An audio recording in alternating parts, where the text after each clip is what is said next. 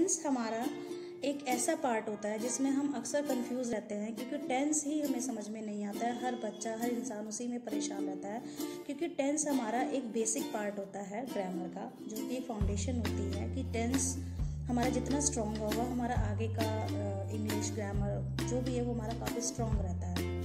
तो टेंस में क्या होता है, हम लोग सारे के सारे टेंस के पार्ट्स को यूज़ करने में लगे रहते हैं, जिसकी वजह से हम इतने कंफ्यूज हो जाते हैं कि हम जिनका यूज़ हमें करना चाहिए हम उन्हीं का यूज़ नहीं कर पाते। जैसे कि प्रेजेंट टेंस के 4 पार्ट होते हैं, पास्ट के 4 पार्ट होते हैं, फ्यूचर के भी 4 पार्ट होते थे, बट अब 3 ही पार्ट होते हैं। 4th वाला पार्ट अब ग्रामर से हटा दिया गया, क्योंकि उसका यूज़ ना कभी होता था ना ही होता है, तो वो अब ग्रामर का पार्ट नहीं है।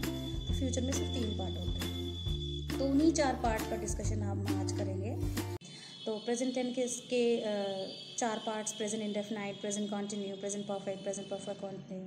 सो these 4 parts are very important in the present tense. तो हमें प्रेजेंट के चारों ही पार्ट इंपॉर्टेंट होते हैं, उनको यूज़ करना होता है। पास्ट टेंस में भी ऐसे ही 4 पार्ट होते हैं, बट उसमें से सिर्फ 2 ही पार्ट इंपॉर्टेंट होते हैं, जो कि है past indefinite and past continue. क्योंकि परफेक्ट की जगह पे हम इंडेफिनाइट का यूज़ कर सकते हैं, ठीक है, क्योंकि पास्ट इंडेफिनाइट और परफेक्ट दोनों लगभग सिमिलर होते हैं। तो हम पास्ट परफेक्ट की जगह पे इंडेफिनाइट का यूज़ कर लेते हैं, और पास्ट परफेक्ट कंटिन्यू का इतना खास यूज़ नहीं होता। तो पास्ट टेंस में सिर्फ 2 ही टेंस इंपॉर्टेंट होते हैं, वो है past indefinite and past continue. Future tense में सिर्फ एक टेंस इंपॉर्टेंट होता है, एंड फ्यूचर इंडेफिनाइट। तो बेसिकली प्रेजेंट के 4 पार्ट, पास्ट के 2 पार्ट, फ्यूचर का 1 पार्ट, यही हमारे पार्ट